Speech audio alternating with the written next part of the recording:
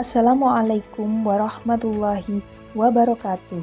Perkenalkan, kami dari kelompok 4 mahasiswa PBG Prajabatan tahun 2023, Angkatan 2 Universitas Adibuana Surabaya yang terdiri dari Fuadatul Karimah, Furqon Najib, Gusti Ayu Ramadhani, Hania Zulfa Prawesti, Heni Juliati Ningsih, dan juga Jauharatul Ramadhani Awalina. Kami di sini akan memaparkan hasil kegiatan wawancara dan observasi pendekatan TAR di SDN Kebraun 2, Surabaya. Kegiatan ini untuk memenuhi tugas prinsip pengajaran dan asesmen 1 pada topik 3, ruang kolaborasi.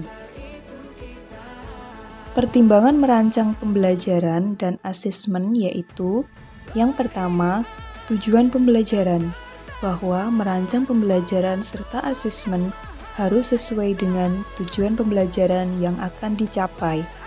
Yang kedua, karakteristik siswa. Sebelum menyusun pembelajaran dan penggunaan asesmen, maka guru harus mengetahui karakteristik siswa. Yang ketiga, konten atau isi dari pembelajaran, di mana pembelajaran dan asesmen harus sejalan dengan konten pembelajaran. Yang keempat, strategi pembelajaran. Penggunaan strategi pembelajaran sangat penting untuk berjalannya proses pembelajaran menuju tujuan yang telah direncanakan. Yang kelima, yaitu asesmen, di mana asesmen merupakan komponen penting untuk mengukur kemampuan siswa dalam menangkap materi pada proses pembelajaran. Apakah Ibu menerapkan prinsip UBD dalam pembelajaran? Proses pembelajaran sudah menggunakan prinsip UBD, di mana pada awal pembelajaran menyusun tujuan pembelajaran. Penggunaan prinsip UBD di mana pada awal pembelajaran menyusun tujuan pembelajaran. Asesmen mengukur kemampuan peserta didik dan saat kegiatan pembelajaran. Penyusunan ATP alur tujuan pembelajaran atau modul berdasarkan asesmen. Apakah Ibu atau Bapak melakukan asesmen awal atau diagnostik sebelum merancang pembelajaran? Ya, saya selalu melakukan asesmen di dalam kegiatan pembelajaran untuk merancang pembelajaran, mengenali siswa, dan umpan balik. Asesmen awal atau diagnostik menentukan kemampuan dan minat. Ada beberapa jenis asesmen. Yang pertama, asesmen awal. Terdiri dari tes tulis, tes lisan, atau tes kinerja.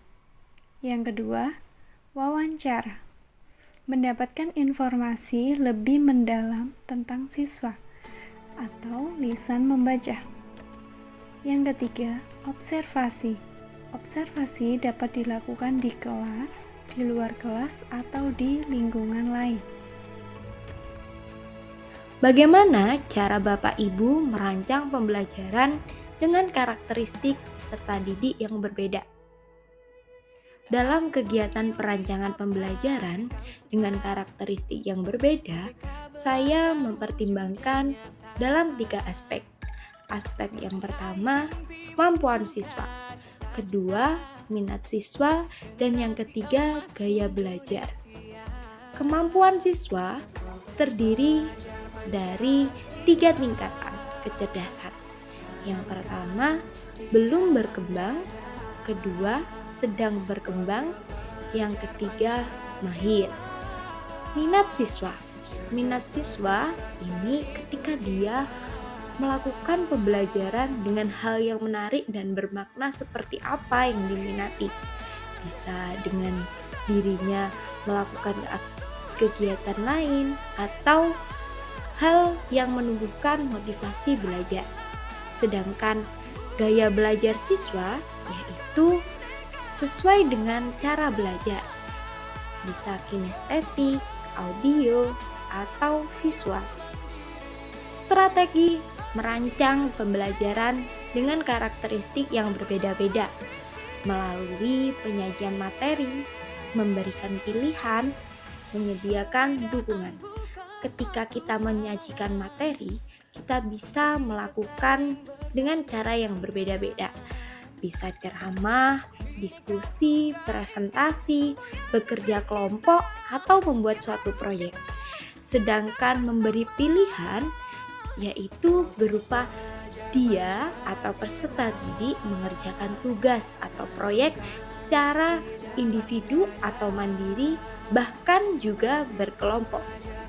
Sedangkan ketika guru menyediakan dukungan dengan cara memberikan kegiatan bimbingan belajar atau layanan khusus sehingga peserta didik mampu mencapai tujuan pembelajaran secara optimal. Penerapan strategi untuk mendukung karakteristik siswa yang berbeda-beda. Yang pertama yaitu siswa yang mahir dalam pembelajaran akan diberikan pembelajaran yang lebih menantang seperti proyek penelitian ataupun karya tulis.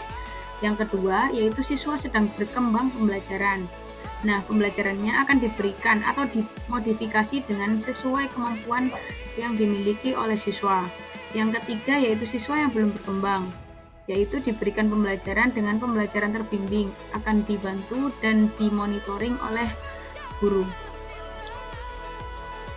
Selanjutnya yaitu apakah dalam pelaksanaan pembelajaran menyediakan media atau alat peraga untuk peserta didik yang dirancang sendiri.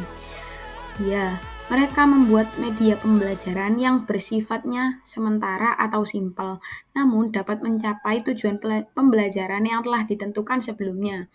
Seperti papan penjumlahan, kemudian ada kartu perkalian, ada media jam, serta tabel perkalian. Apa tantangan dalam kegiatan pembelajaran berbasis taruh dan pembelajaran berdiferensiasi? Tantangannya yaitu yang pertama, waktu. Waktu pelaksanaan asesmen pembelajaran lebih lama. Yang kedua, biaya. Biaya membuat media atau alat peraga lebih banyak. Yang ketiga, peserta didik. Perbedaan kemampuan peserta didik dipengaruhi oleh internal dan eksternal. Bagaimana evaluasi dan refleksi yang dilakukan setelah pembelajaran berlangsung? Evaluasi merupakan hal penting dilakukan pada setiap kegiatan, tak terkecuali pada proses pembelajaran di kelas. Kegiatan evaluasi melalui asesmen formatif dengan menuliskan pertanyaan di papan tulis untuk mengetahui tingkat ketercapaian dari TP yang dirancang. Untuk kegiatan refleksi, akhir proses pembelajaran di kelas secara lisan kepada peserta didik untuk memahami apa saja kebutuhan belajar dari peserta didik. Apa umpan balik yang diterima oleh peserta didik seperti reward, remedial, atau pengayaan? Penerapan remedial atau pengayaan setelah melaksanakan sumatif. Yang pertama, ada remedi. Remedi dilakukan saat nilai peserta didik kurang atau belum memenuhi standar dan target pembelajaran yang telah dirancang sebelumnya. Kemudian pengayaan dilakukan pada saat nilai peserta didik sudah memenuhi standar atau target pembelajaran. Dan yang ketiga, pemberian soal diberikan dengan memberikan soal dengan tingkatan yang lebih tinggi. Kemudian pemberian reward. Pemberian reward ini dilakukan saat akhir pembelajaran dengan pemberian penghargaan seperti pemberian bintang, pensil, snack, dan masih banyak lainnya. Baik, terima kasih atas perhatiannya. Kurang lebihnya kami ucapkan mohon maaf yang sebesar-besarnya. Sekian, wassalamualaikum warahmatullahi wabarakatuh.